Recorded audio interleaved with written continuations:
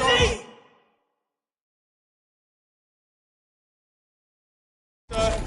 Citizens.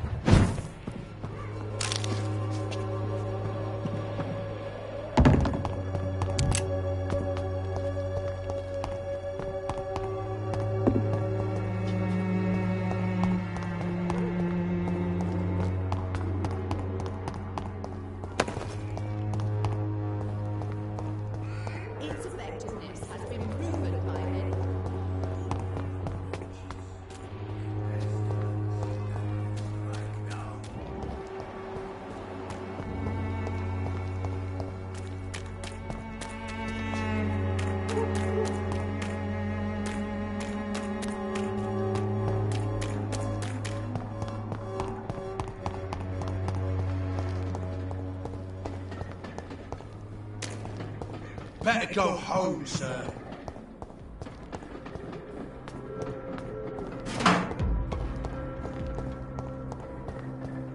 There's safer places to be than here. Watch yourselves!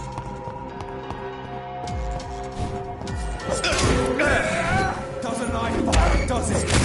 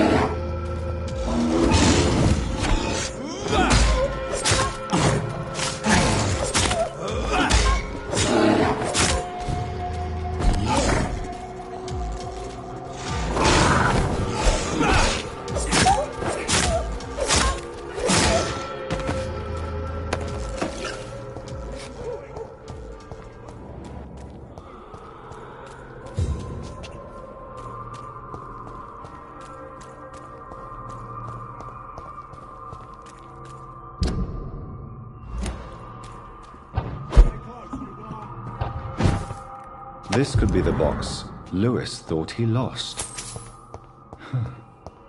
There's a letter inside.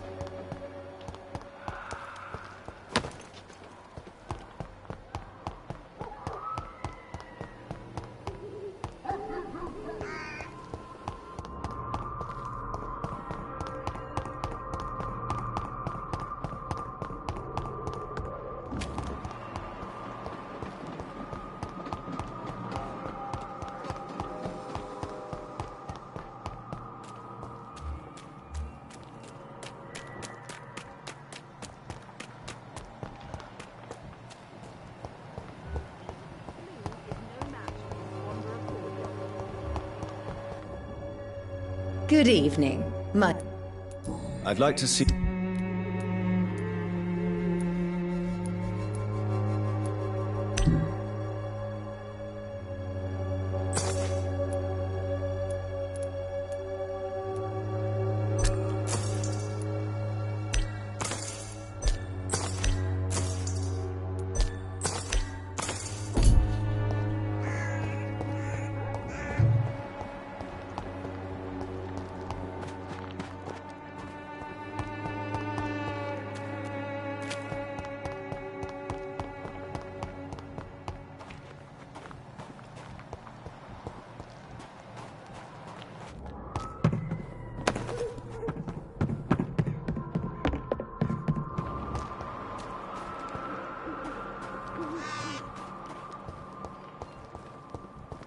When science fails you, this elixir will give you faith again.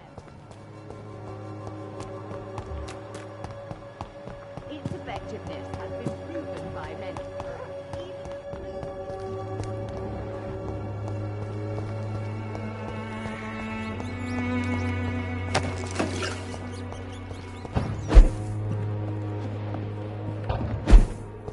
It's locked, all right.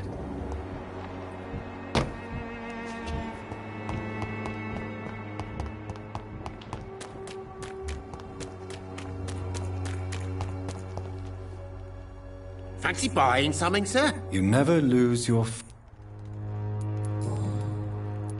Joe Peterson. He's the villain here, isn't he? But you seem to know each other. I'd known Joe for years. I saw him box once or twice. He was a friend then. But these days, he's just another thug. What can you tell me about Mr. Peterson? Besides his behavior toward you, obviously. Colossus Joe was a decent boxer, good one even. But after his wife passed away, he found every excuse to stop training. Just wanted to pick fights with everyone.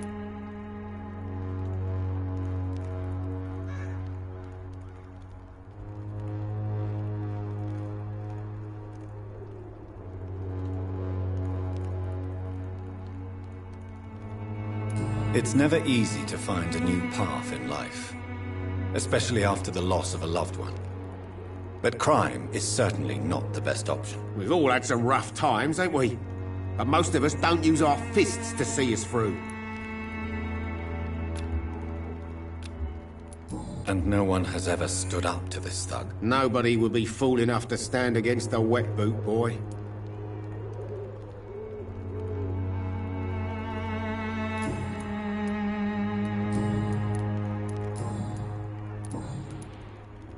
That's all. You again?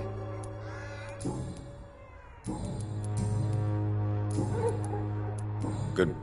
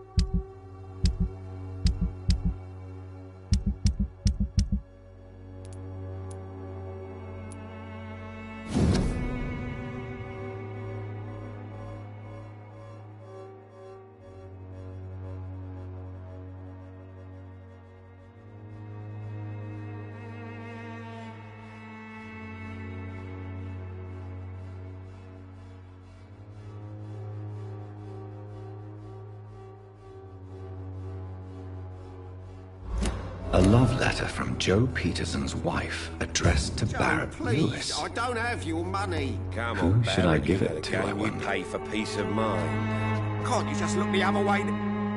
Fancy buying something, sir? You never lose your phone. I found this box in an abandoned building nearby. I believe it belongs to you. Let's have a look. Yeah, this is mine. So, you faced those loons that roam around there. Extraordinary. I suppose I was lucky. Luck is a commodity round here. Yours should be properly rewarded. About this package, it's not just tools and trinkets, is it? Don't want to be rude or anything after your kind gesture, but it's none of your business.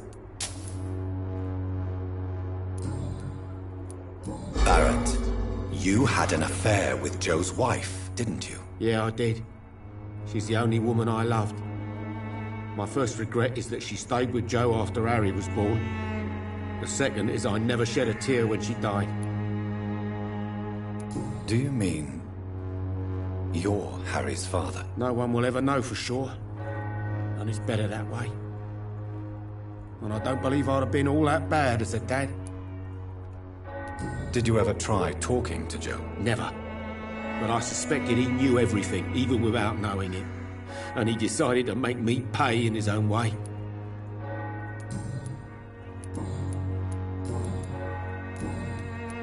That's all for now. Goodbye.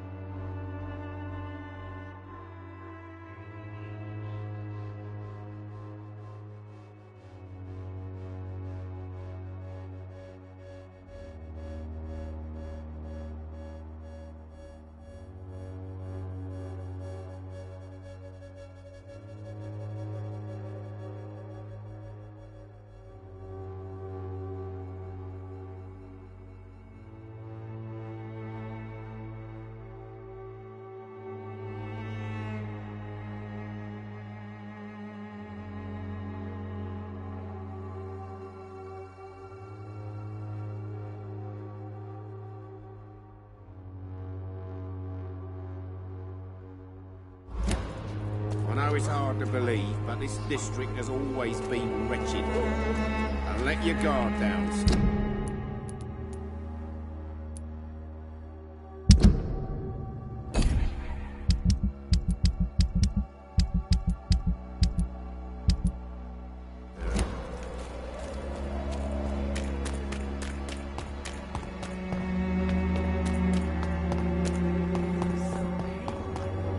Would you like me to...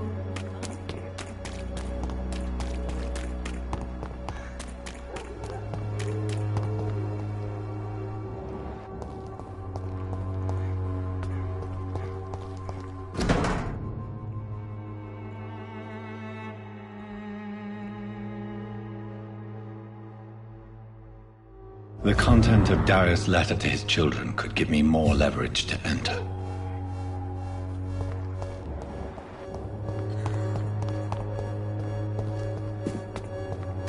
It's locked.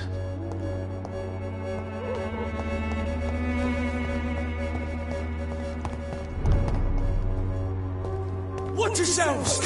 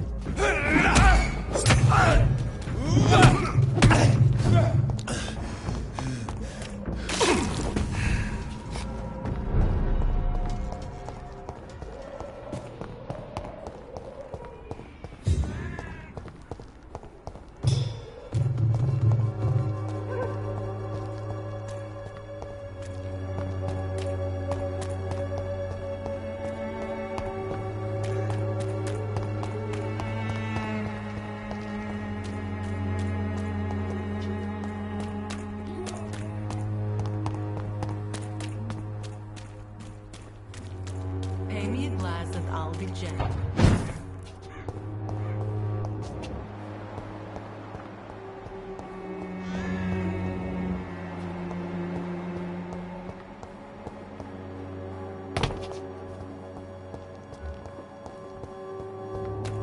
You look so pale. Good evening, Christina. Change your mind, Mr. Reed? Do you need any assistance, Miss Popper? It depends on the price of your method. I am shocked that you would think I am that sort of man. Forgive my suspicion. I'm so used to liars with good manners. Thank you, sir. Clayton Darby claims he will expose the crisis in Whitechapel to all of London. Do you believe him? I believe Clayton's courage will erode with time, until he finally leaves Whitechapel to start another fight somewhere else.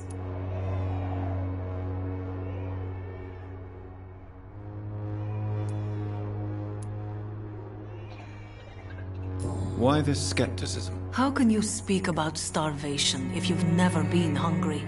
Or about poverty? Or anything else you have never suffered from? Are you talking from experience? I've seen your type come here to get a good fuck in a cheap room or a dark alley before going back to their fancy houses in the West End. Christina, have you been examined? The epidemic is spreading fast in London, and you could be exposed. Or expose others. I don't like doctors or hospitals, but I don't like you asking questions. You can put your own life in danger, that's your decision. But what about your clients? If you're contaminated, you will put them in danger too. And you think that would worry me? If you knew the men I deal with, their health would not be what you'd worry about. Considering your line of work, I assure you it is only a matter of time before you have health issues. If it is going to happen, it will happen. Right now, I need money. That's what's important.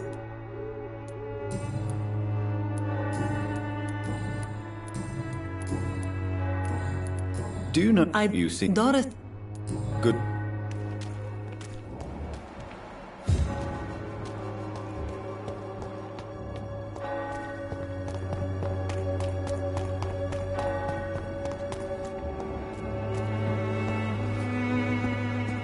Good evening, Doctor. Can I help you? Do you need That would be nice.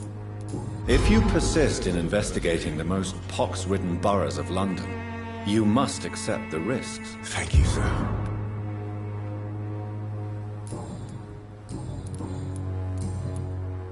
Goodbye, Mr. Darby. Farewell.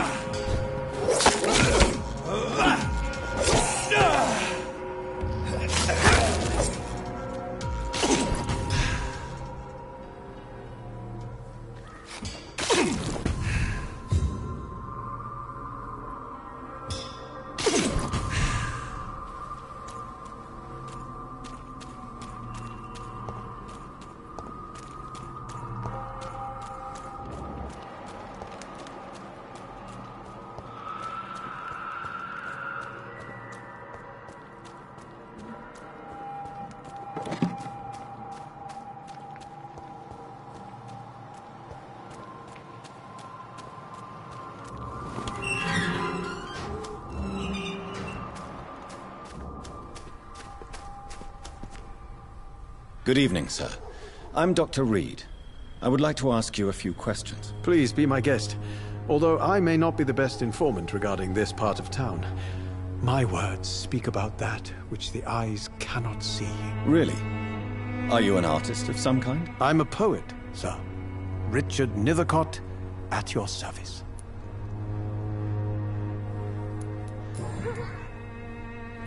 May I ask what you're doing at this hour of night, sir? Do you live here? Not at all. I'm just enjoying the pleasure of a quiet walk. Though night talks are always preferable, if you ask me. Especially with strangers.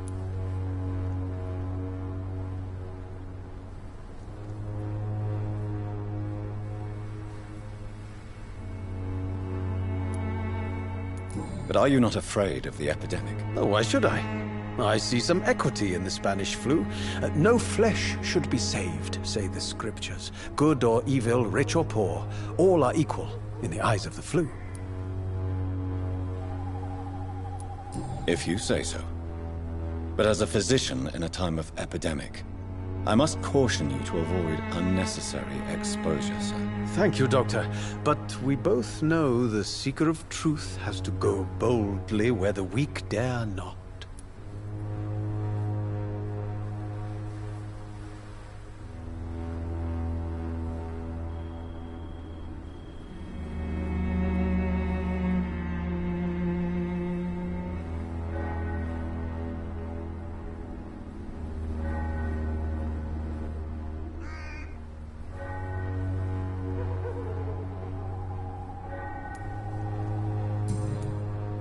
What are your thoughts on the terrible situation in this city? Terrible, you say? No. Of course, the death of so many innocents is a tragedy. But the scourge has not been all bad for the city. Oh, no, sir. What are you talking about? Do you remember London before the flu? Noisy, cacophonic, quiet nowhere to be found. And now, listen to this oddly peaceful silence.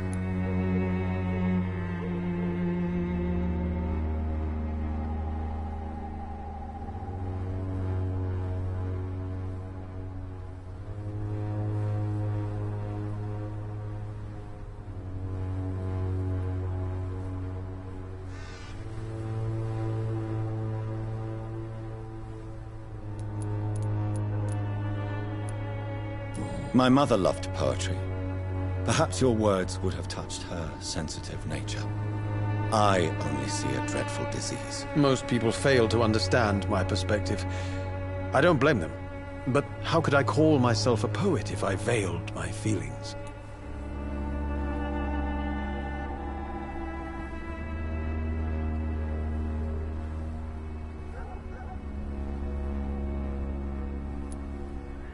Are you aware that your life could be in danger in this part of town? But this is where I must be to feel the real beat of the city. I had to come, see it for myself, alone.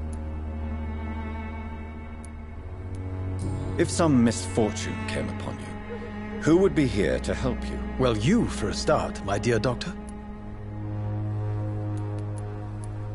I understand your need for solitude, but it's not safe around here. I don't care. I don't have many friends, Doctor, and my family despises me.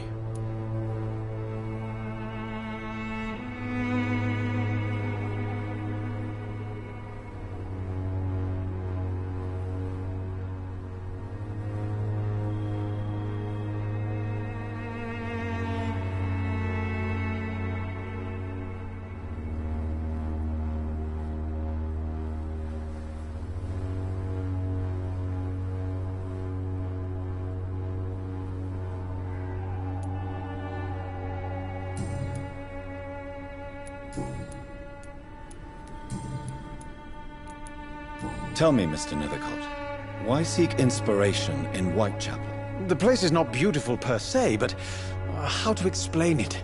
Stirring and challenging.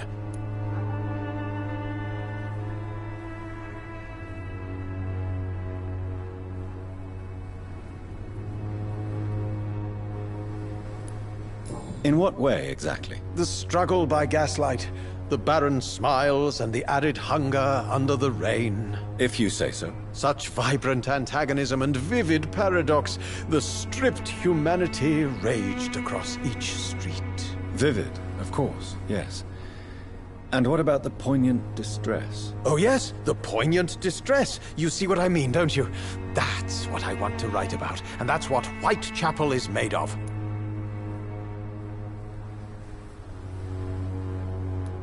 Do you not think it a little morbid? On the contrary, sir.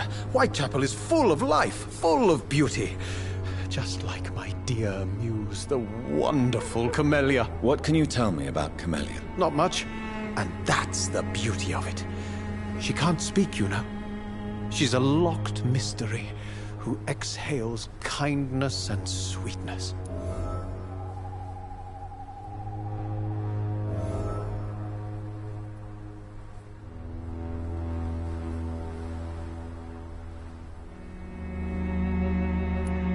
And have you ever tried to learn more about her? Where she lives? How she survives? Whom she may know? Maybe I prefer she remains an enigma. Reality can be so dull, don't you think?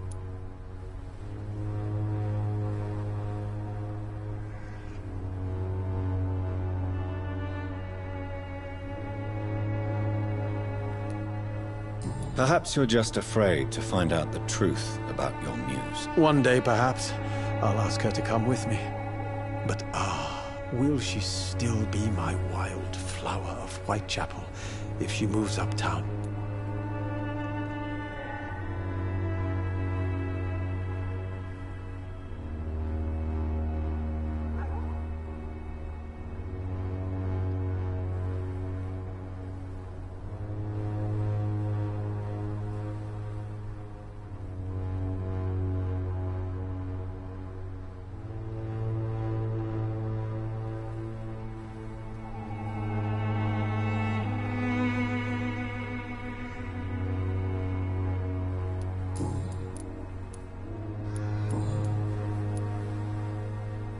Did you know the Mute Florist is a member of a secret society? No, I didn't. But I thank you for this information, sir. For it only enriches the mystery surrounding the precious Camellia.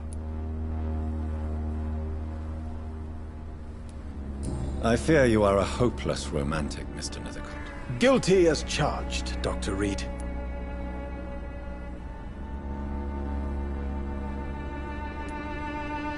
I fear you are a hopeless romantic, Mr. Nethercott. Guilty as charged, Dr. Reed.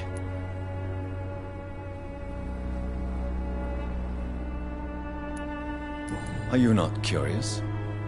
Is there not more you wish to know? That girl has not an ounce of malice in her. Whatever she may be hiding, it's certain to be for the benefit of most, if not all.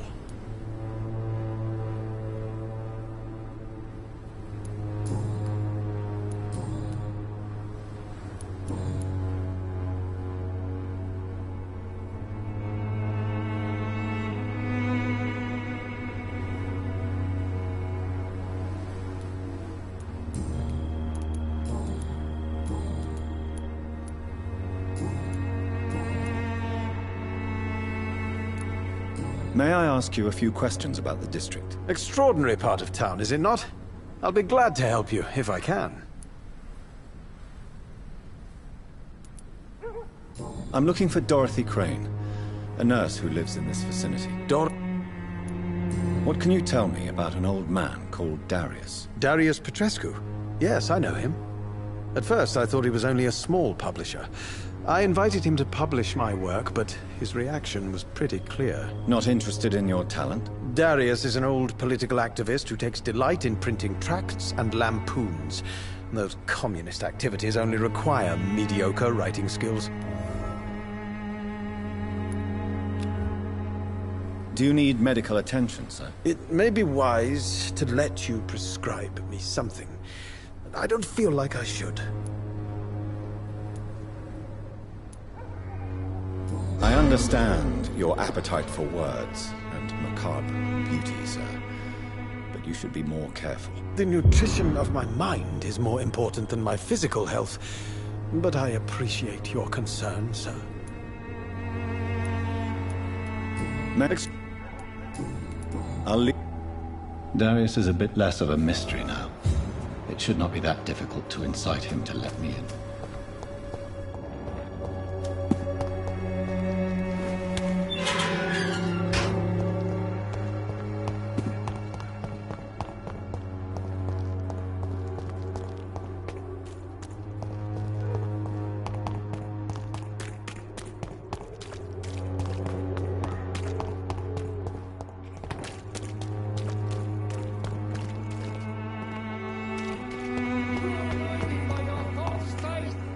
Imprisoned by your daily routine. Cheap price, good quality.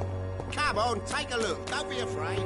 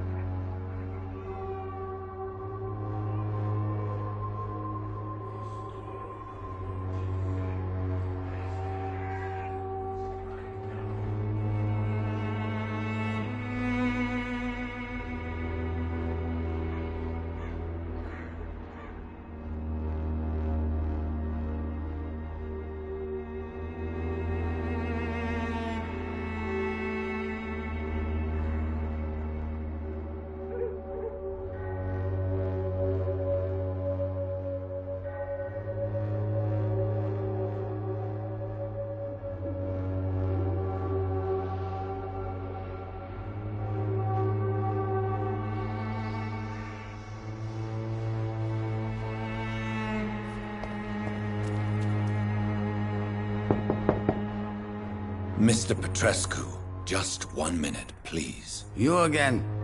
Go away. Sir, wait. Stop this nonsense. I know Nurse Crane is here. Shall we speak man to man, you and I? All right. Speak up. Don't you see we're on the same side? We fight to help the poor, sick, and abandoned. I'm nothing like you, Mr. Totter. Yes, you are. You too believe in providing medical care without charge. You know what we have to sacrifice to make the world a better place. I have to admit your words have conviction. All right, I'll let you see, Dorothea. Don't make me regret this, though.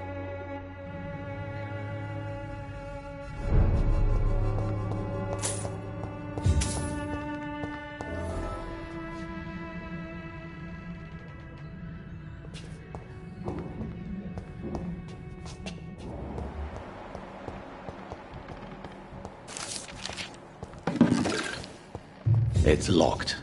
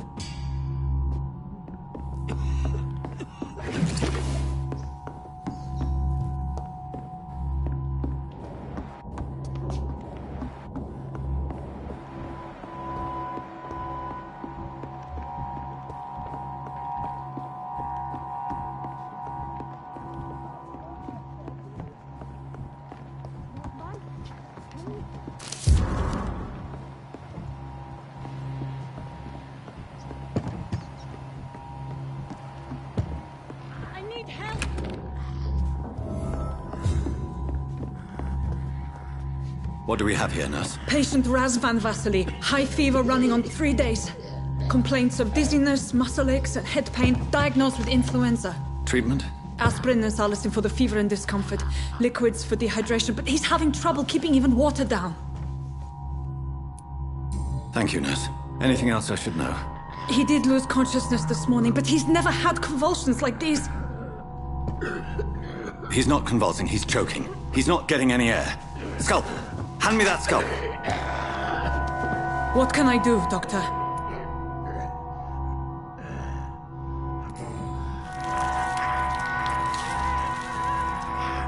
I need to perform a tracheostomy. Short pipe. That rubber tube will do.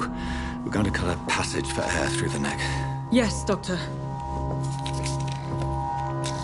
He's breathing again, but he's coughing up blood. Internal hemorrhaging. I need to make another incision into the chest cavity to drain the fluids from the lung.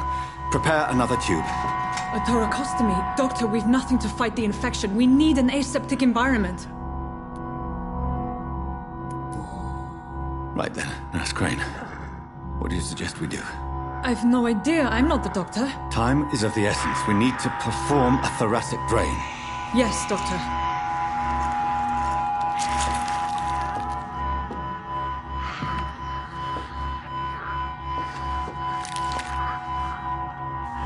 He's still bleeding, Doctor.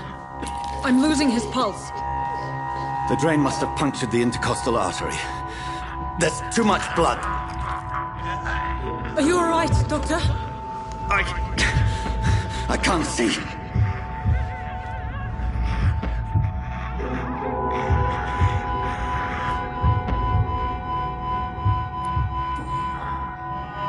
I must first suture the artery. Find the wound. The source of the blood. Needle and thread, Doctor. Good. The stitches are holding. How's he doing? We're losing him. We've lost his pulse. He's dying, Doctor.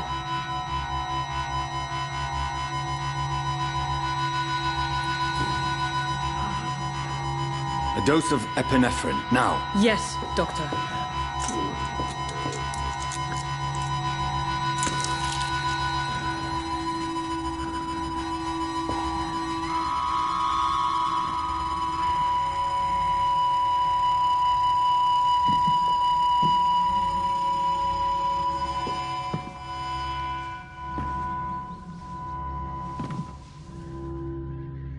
We've lost the pulse.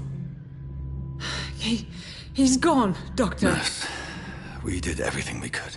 Truly? Everything you could? Is that how you'll report this in your log?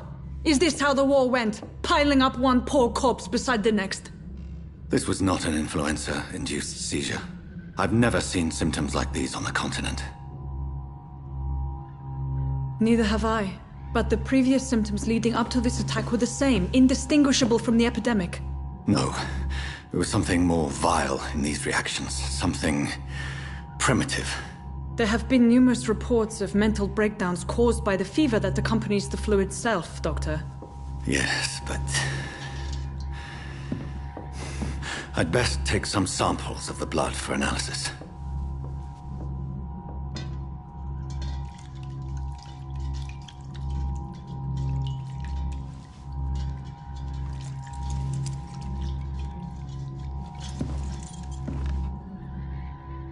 I doubt you're here to test my bedside manners.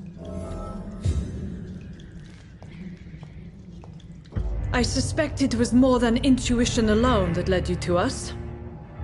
So, how might I be of service, Dr. Reed? I've come to put an end to this insufferable blackmailing, Dorothy. Doctor, you think your warnings scare me? I've stolen and plied, blackmailed and lied, but what else am I to do? I'm all these people have.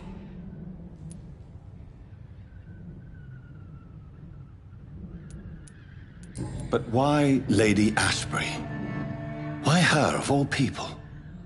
She's pristine and proper, all right. But that she-wolf in sheep's clothing murders the poor for sport. I have her where she belongs, and I'll milk her for all she's got.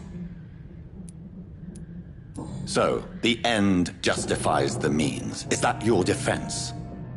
I know you're kind, Doctor. Just another fine-heeled, silver-spooned gentleman who was given the world on a platter. You know nothing of poverty. Nothing of the shame, the hunger, the loneliness. Dr. Swansea is a sensible and honest man. He wouldn't have refused your friend's care at Pembroke. It's easy for you to say, Doctor. These people cannot go to the police, nor to the hospital. They don't even speak English. They depend on me for everything. You've convinced me of the sincerity of your actions and their noble justifications. But all the same, blackmail is a crime, and it will stop, Nurse Crane. So, are you going to turn me over to the authorities?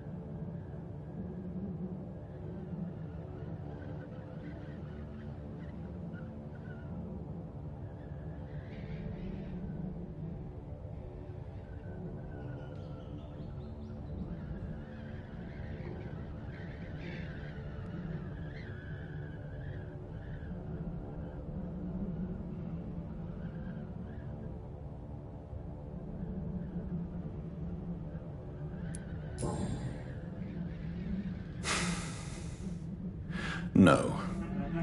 Your place is here. Jailing you would be an even greater crime. So, here is my proposition. I'll look the other way on your little enterprise. In exchange, you will resign from the Pembroke Hospital and provide me with medical supplies when the need arises. Dr. Reed! That sounds like a business proposition. My accomplice, then? No, just a privileged client. My research may require the occasional rare piece of equipment or ingredient. I'll pay good coin in exchange, fair and honest, to help finance your noble endeavors.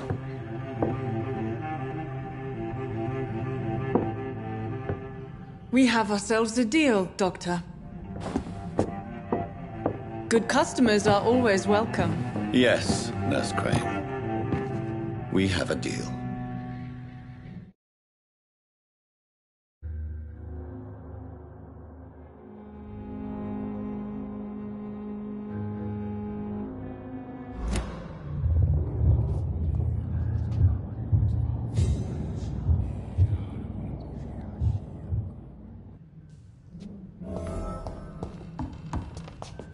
It's locked, all right. It's locked, all right.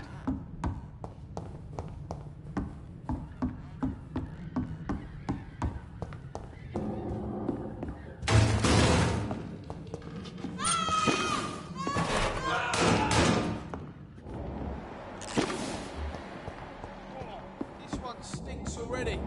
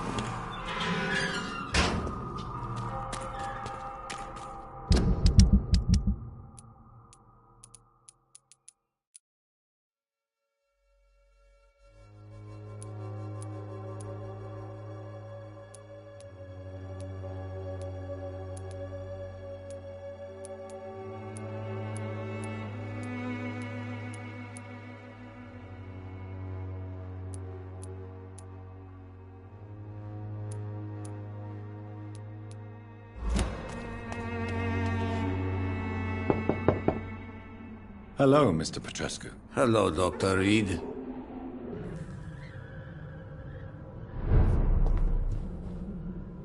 If you want to talk... We've not been... I am... Do you need some... I am... Well, if... How did you meet Nurse Crane, Darius? Why does she trust you? I'm her oldest friend in England. Dorothea and I share many ideas about this country and about the country we left. You mean occupied Romania, don't you? Even if not directly, I fought against your enemies. Really? Then perhaps you have more in common with Dorothea than meets the eye, Dr. Reed. I know you fought for your country when it was occupied, Darius. Tell me more about... I know my days are numbered, and I know I won't see my homeland again. But I fought for Romania. But Romania escaped the grant. It is not the country I fought for. Do you have any family left, Mr. Petrescu? Children or grandchildren? Who knows? I have... This war... No. Don't be embarrassed, sir. It's quite awkward to talk.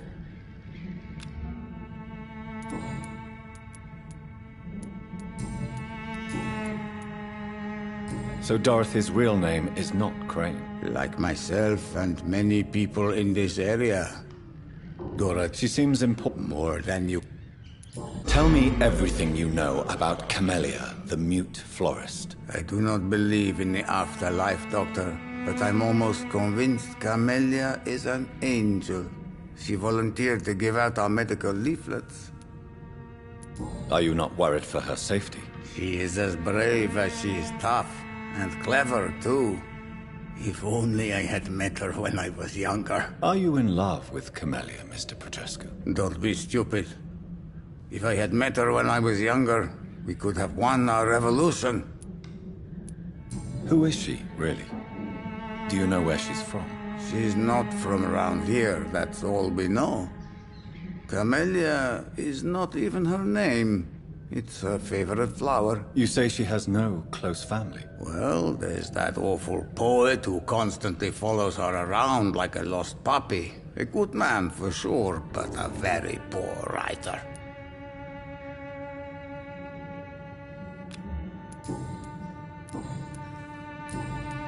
How do you... Tell me... I do not believe...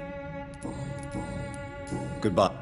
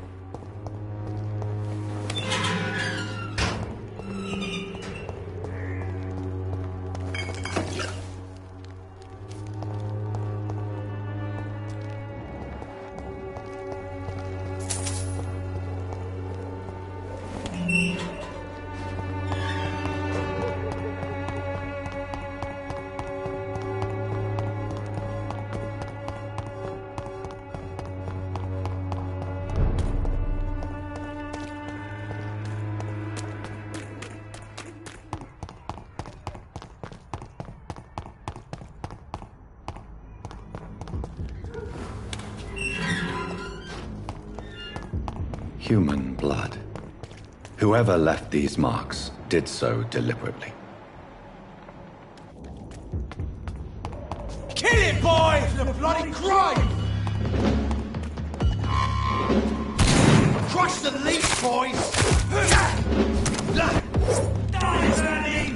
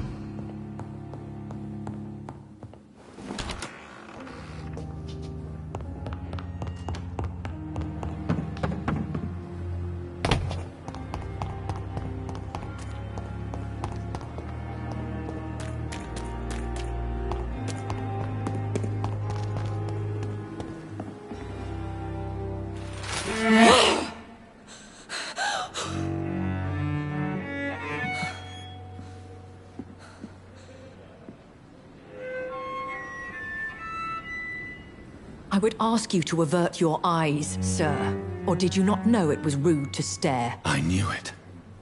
Speak up, Dr. Reed. I like a man who speaks his mind.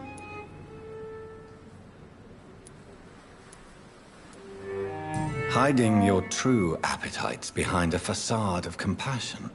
Bravo. Very clever indeed. Spare me your sarcasm, Jonathan. You are but newly born in this world. We are vampires. We live by leeching the blood from weaker prey.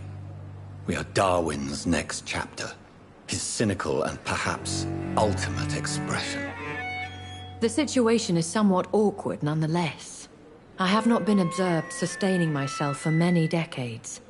I have to say I'm a trifle embarrassed. Anyway, I have concluded my inquiries concerning your blackmailer. I see. Please excuse my agitated state. Under normal circumstances, I wouldn't let anyone see me in this condition. I must confess I have not put an end to the blackmail, my lady. Unfortunately, I could not bring myself to do it.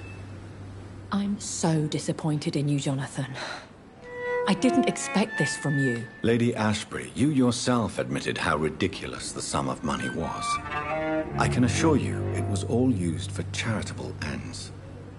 Well, you are full of surprises, aren't you, Jonathan? All right, say I trust you, but you will still pay the ransom. That is only fair. After all, it was you who failed to bring this problem to a satisfactory conclusion. I believe I could agree to that. And since a lady always keeps her promises, I will now answer any questions you may have.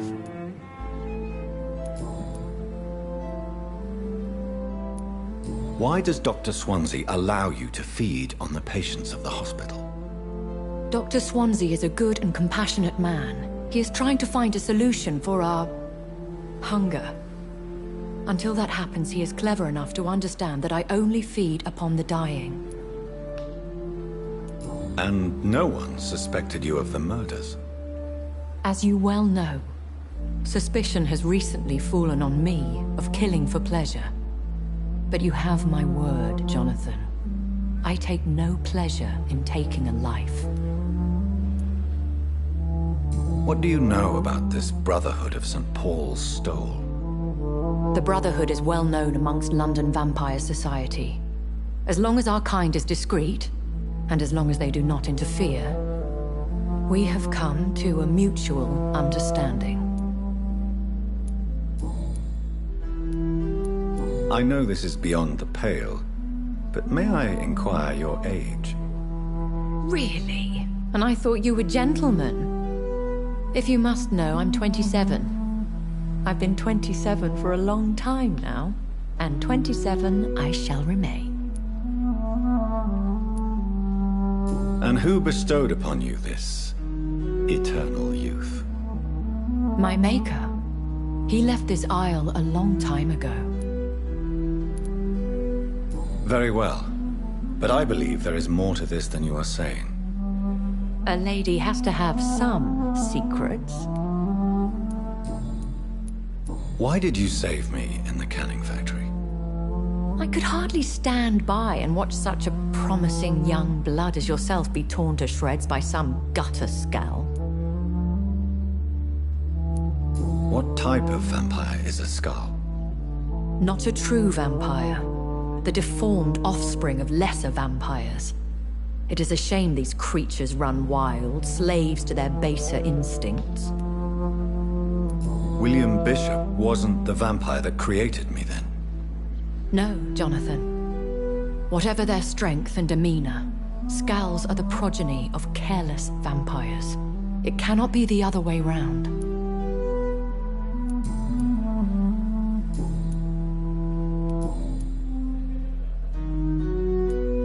A vampire? Is that what I am? What we are? Such a crude word, defined by penny dreadfuls and drunken hacks. No. You are now an Ekon, and that you shall remain. So we are Ekons. How can I identify us amongst other vampires? How to put it? All Ekon are vampires. But all vampires are not Ekon. We are but a branch of the immortal tree. Are you an Ekon too? Yes, I am. We are the closest thing to what man refers to as vampires. Forget what you think you know about us. I don't understand. Why was I created and then left for dead? That is a question only the one who made you can answer. It's not normal practice. I doubt even if you find him, he will answer you, considering how cruelly he treated you. I'd like to avoid creating another vampire by mistake anyway. Tell me, how is it done? The process is dangerous. It could even kill your potential progeny. If you did decide to sire an offspring, they must drink of your blood, Jonathan. So me being a vampire could have been a mistake? I very much doubt it, Jonathan. Contrary to the legends, it is not as simple to make another vampire by just biting someone. I've been hearing a voice talking in my head. Is this some kind of insanity? It feels like the voice of the vampire that created me. Hush. Tell no one this. It would be unwise to talk of such things amongst British immortals. Speak no more of your maker. How could this cause offense? Only the powerful immortals can mentally call to their progeny. No vampire or hunter will sleep easy, knowing that an unidentified elder is stalking the streets of London. Excuse my forwardness, but...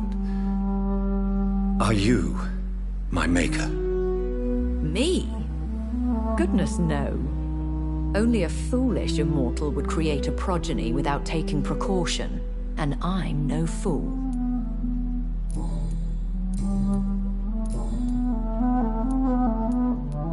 When I awoke, changed, I was chased and attacked by vampire hunters.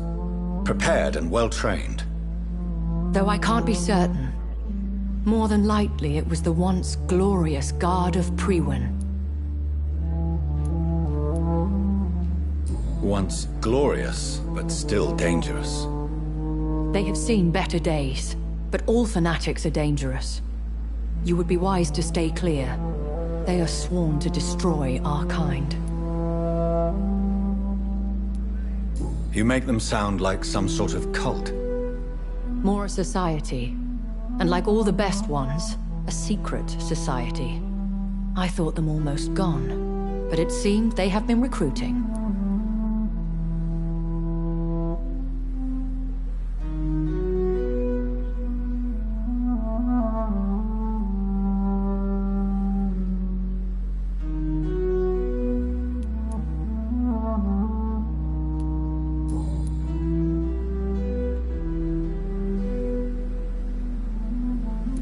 Are there many vampires here in London? Immortals are of a rare breed, and we often tend to hide. But you may occasionally meet some of us at night.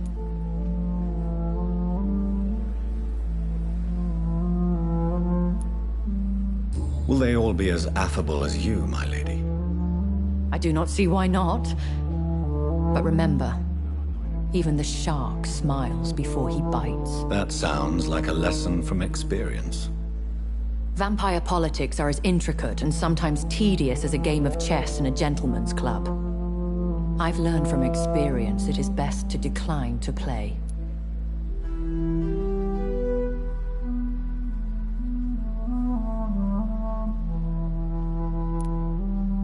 Do you know any of them?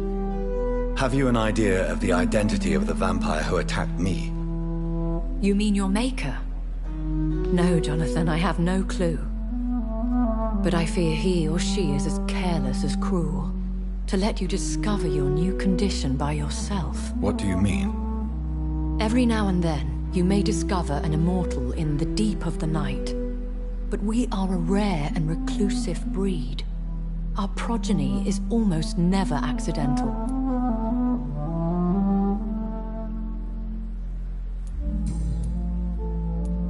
I've been away from London and England for 3 years. This isn't the city I remember. Things have gone from bad to worse here, Jonathan. I've lived in this city for a long time, and I've never seen it like this.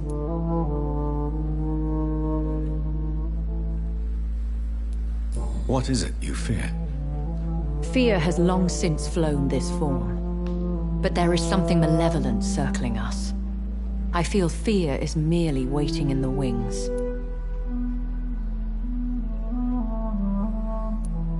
The Spanish flu has hit London that bad? Yes, but it's not just that. I've heard things. Things I've not heard for a very, very long time. There are whispers in the shadows. Something far worse than the Spanish flu is here in the city.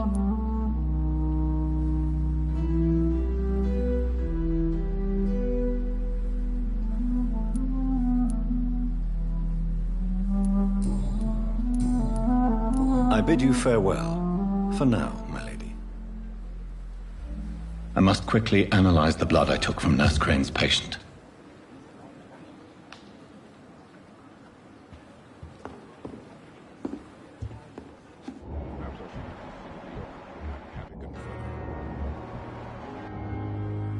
Yes, Jonathan? May I ask you some Please do.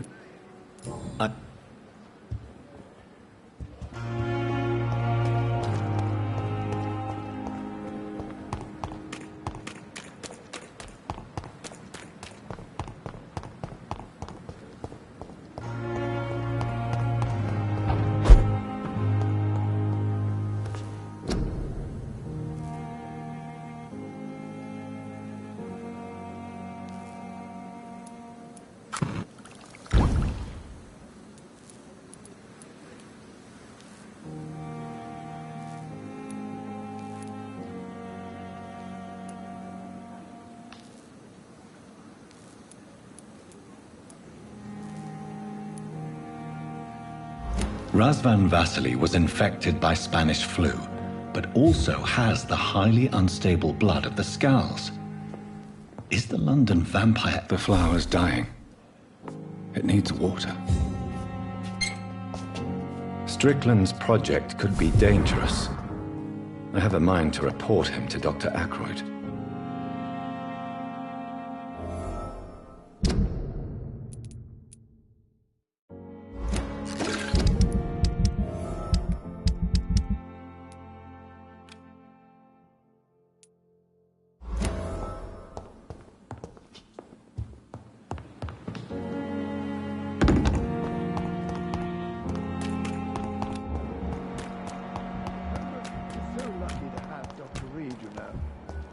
Him in New York once. If only there were more of us. Less resignation and more determination. I know I can count. Just have to say the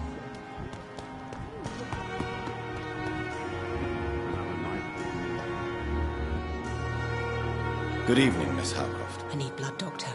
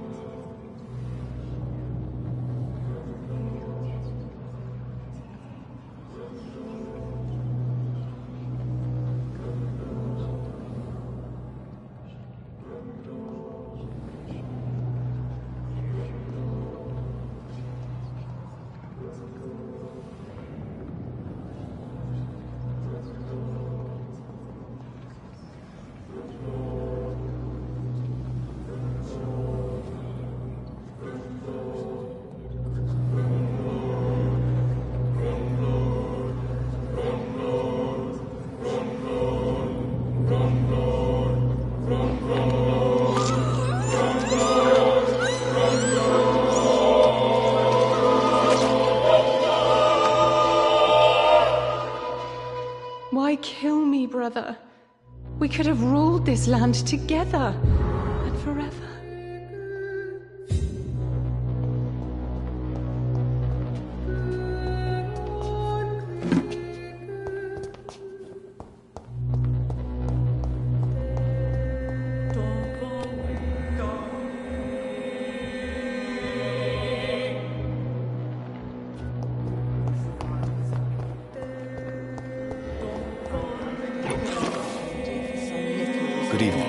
Evening.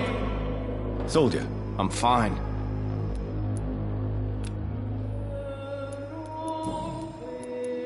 How close are you to Miss Horcroft?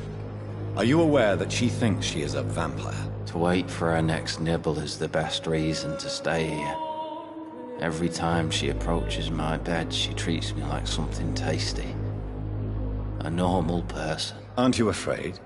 She may hurt you if the game goes too far. She's quite harmless, I can assure you. So do you let her bite you? You know that's not sanitary. And why not? She's only supping a few drops of my blood. And the pain, it's real for once. She could decide to bite less willing patients. Then it's another good reason for me to stay here, Doctor. You do realize she's mentally disturbed. It's called the Cotard syndrome. She truly believes... In her madness, she never refers to my scars.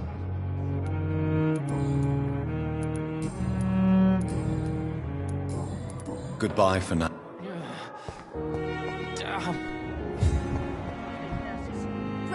Hello again, Dr. Reed. Good.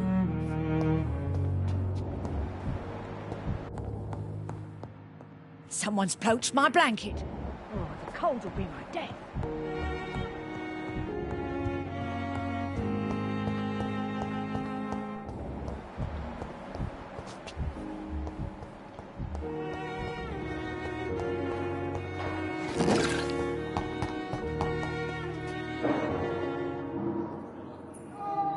Good evening, Dr. Strickland. And good evening to you, I have managed to improve the mixture by diluting it. Have you ever heard of Sir Joseph Francis Olive, or the placebo effect? No, I don't think so.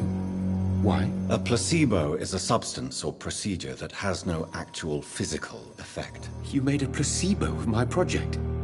Why? Research has established that a placebo, as long as the subject believes in the effect, can provoke a positive physiological reaction. Really?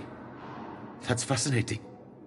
And you want me to, what, administer the placebo and see what occurs? Something like that, yes. Well, I'm a bit surprised, but I trust you, Dr. Reed. Please take the key to my cabinet and put this placebo there for future use. Goodbye.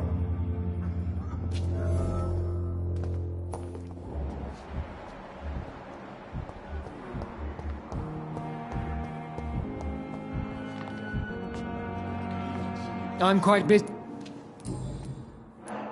Do you think Dr. Strickland has any chance of curing the Spanish flu by himself? His wish to cure the sick is not driven by pride, but by an idealistic view about our mission here. Honestly, I don't know which is worse. You consider him a good practitioner, yet you will not report his methods. Strickland may be a rival, but I will not use dirty tricks or regulations to prove him wrong. We are doctors, not politicians.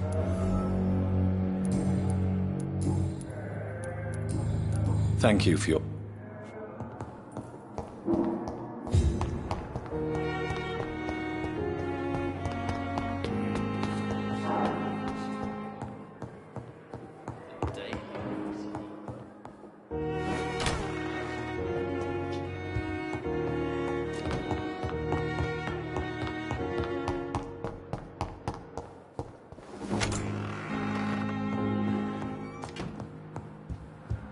It's locked, all right. It's locked. It's locked, all right. At least Strickland can't kill anyone with this formula.